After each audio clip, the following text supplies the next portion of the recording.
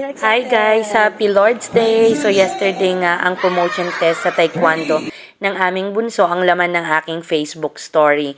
So after their event in Tutuban Mall, umikot-ikot muna kami sa loob para maghanap ng mabibili.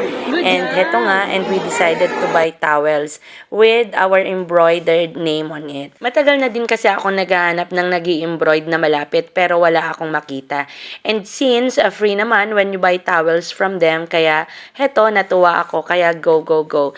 So yun nga, at inuuna na yung kay Daddy, and then kay Mami, kay Angelo, kay Christian, at kay Rafael. And it's done! Charan! It was so nice. Ang cute. Nagkamali lang si Kuya ng pinaglagyan sa name ni Bunso, pero okay lang naman. So, yun, yay! For sure matutuwa si Kuya Angelo pag nakita ito. So, yun lang guys. Just a simple sharing for our yesterday's ganap. Happy Sunday, everyone! Bye! Ichan!